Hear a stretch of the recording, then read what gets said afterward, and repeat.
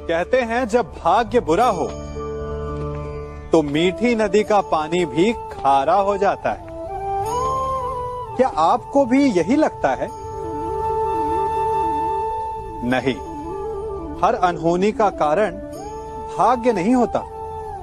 कारण होती हैं हमारी असावधानियां। कठिनाइयों में सावधानी सबसे महत्वपूर्ण ढाल है।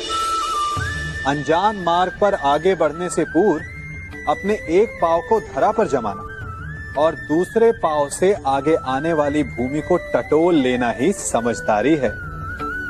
सत्य बोलने में, वचन देने या प्रतिज्ञा लेने में सावधानी आवश्यक है। अर्थात सावधानी का अर्थ है पहले भविष्य का आकलन कर लेना।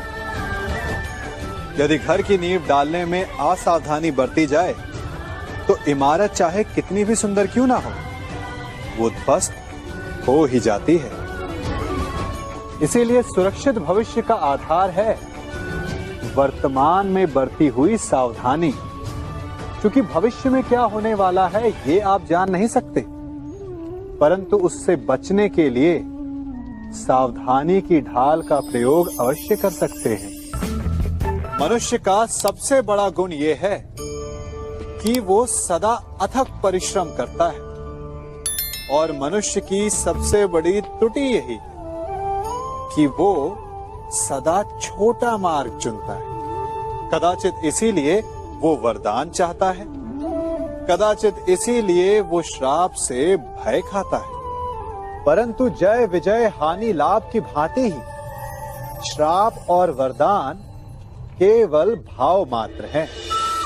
कब कौन सा वरदान श्राप बन जाए और कौन सा श्राप वरदान में सिद्ध हो जाए, ये केवल मनुष्य के कर्मों पर निर्भर करता है। विष पीकर शंकर महादेव हो गए और अमृत पान करके भी राहु केतु असुर ही रहे। तो सब खेल है केवल भाव और कर्मों का। यदि कर्म और लक्ष्य उचित हो तो श्राप को वरदान बनते देर नहीं लगती, और यदि कर्म अनुचित हो तो वरदान भी श्राप बन जाता है। कभी चुंबक को देखा है कैसे वो लोहे की ओर आकर्षित होता है और कैसे वो लोहे को अपनी ओर आकर्षित करता है? चूंकि उसके स्वभाव में ही आकर्षण है। हम सबके भीतर भी एक ऐसा ही चुंबक होता है, विचार का चुंबक, जो सदा अपने ही जैसे विचारों को आकर्षित करता है। हम जो बोते हैं वही काटते हैं। उसी प्रकार हम जैसा सोचते हैं वैसा ही पाते हैं। साधु ईश्वर का नाम जपता है तो उसे ईश्वर मिल जाता है। अर्थात फल हमारी सोच पर निर्भर करता है। ओस की बूंद यदि केले के पत्ते पर गिरे तो वो कपूर बन जाती है। सीप में गिरे तो मोती, और यदि विषधर के मुख में गिरे तो विष।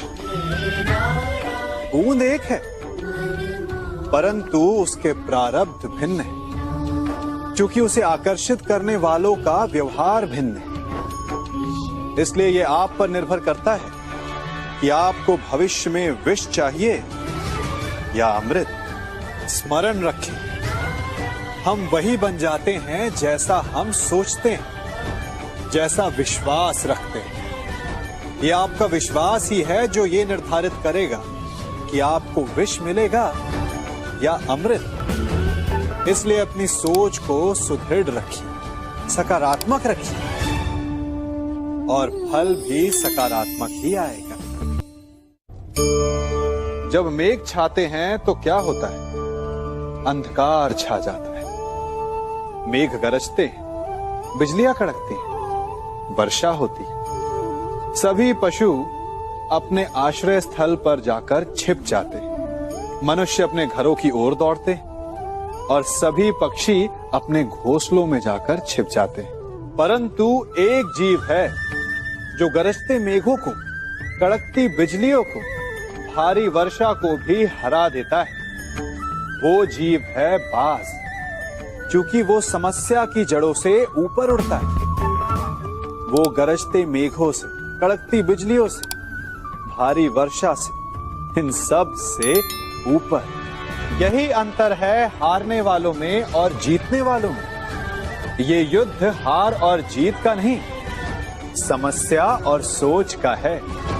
यदि आप अपनी सोच को छोटी रखेंगे तो समस्या बड़ी हो जाएगी, और यदि आप अपनी सोच को बड़ी रखेंगे तो समस्या छोटी हो जाएगी।